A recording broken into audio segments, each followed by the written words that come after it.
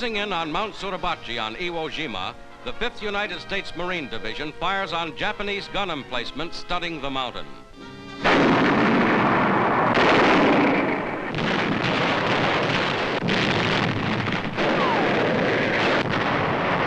From Suribachi's 500-foot elevation, enemy mortars hold the entire island in range.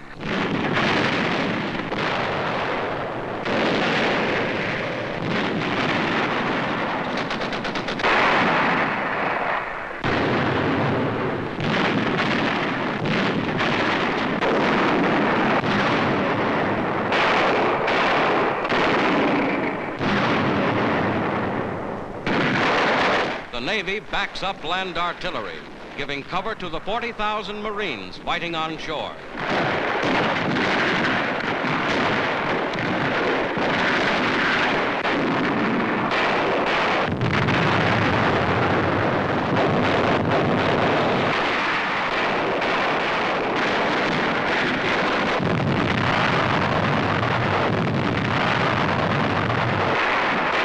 Slowly, the Marines push forward up Mount Suribachi.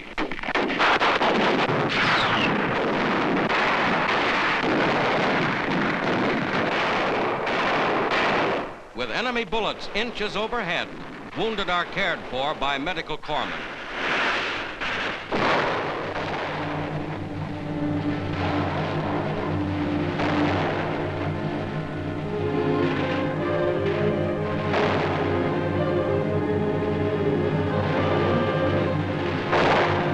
Iwo Jima has proven the toughest, bloodiest battle the Marines have ever fought. To win this tiny 8-square-mile area, 4,000 of them have died, and 20,000 Japanese.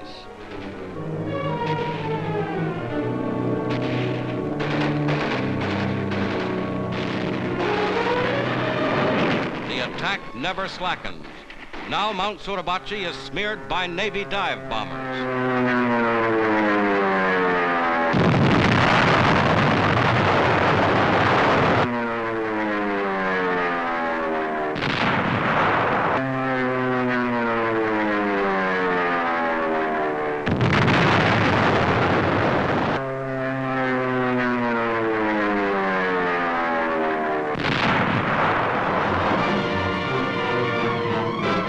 The Marines advance. The Japanese defenders of Iwo were select, specially chosen men, fighting with their army's newest weapons and every advantage of terrain in their favor. Their fortress caves, saturating the island, are wiped out by high explosive.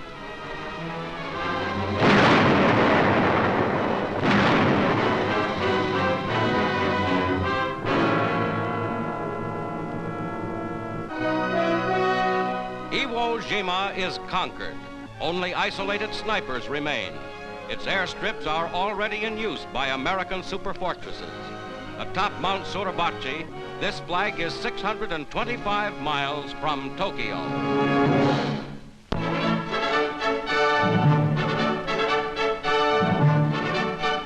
The Inter-American Conference at Mexico City reaches a successful conclusion as Mexico's Foreign Minister Padilla, host to the meeting, signs the significant Chapultepec Pact. Distinguished statesmen of the Americas applaud. Senor Pedro Veloso signs the pact for Brazil, followed by representatives of Cuba and Peru among the 20 nations taking part in this important hemisphere conference. Secretary Stettinius for the United States. Reaching firm agreement on principles of hemisphere cooperation, the meeting is a major step toward world security.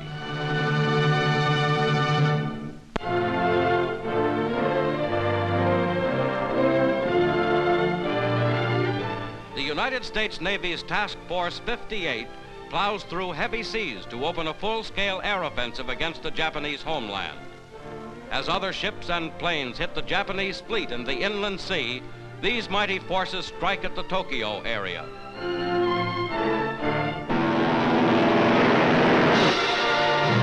Over 1,200 planes prepare for the attack. Navy and Marine pilots take off into the instant peril of heavy clouds, rain, and snow. Their air mission itself, across the storm-tossed waters and into the gunfire over Tokyo, is an epic of courage and organization.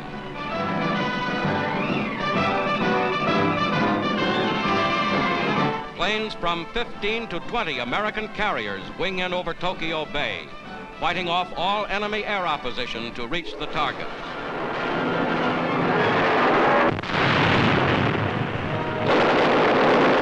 Docks, storage bases, air depots, and ammunition dumps are hit by bombs and bullets.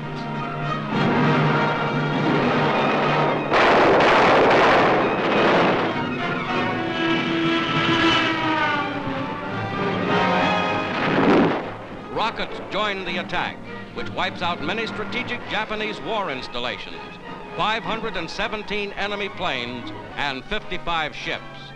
9 American planes are lost.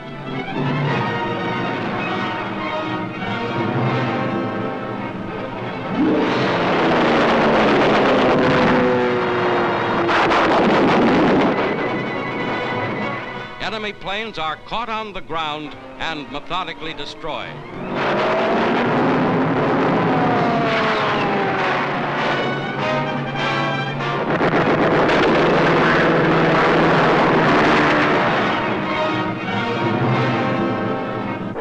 Mount Fujiyama looks down on Tokyo's hard-hit war industries.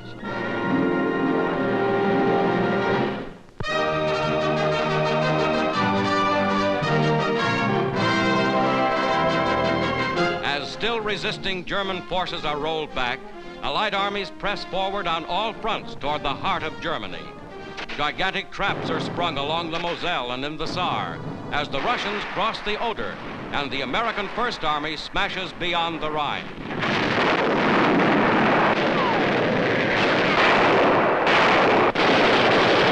Here, the Rhine River, last major barrier before the Rhine, is crossed in force by infantry and armored elements of the United States Ninth Army.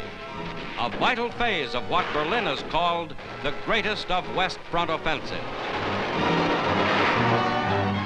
The battle-scarred German town of Linnick is cleaned up.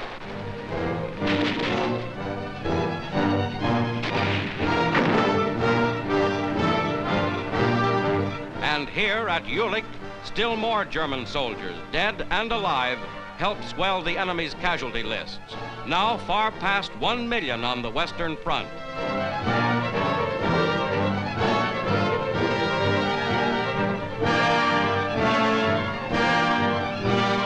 Amid a shambles of silence and emptiness, the German people are learning what warfare means.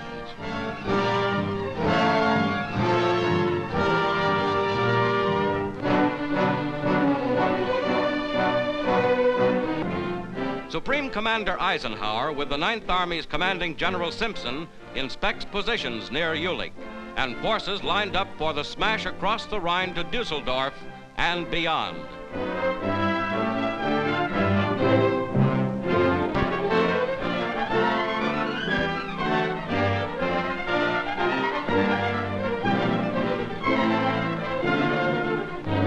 As a security measure, civilians are assembled for questioning, but they are few compared to the mounting toll of captured German soldiers.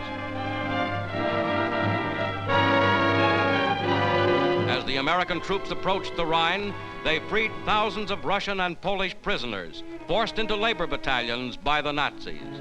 Now, an end to captivity and new Allied friends.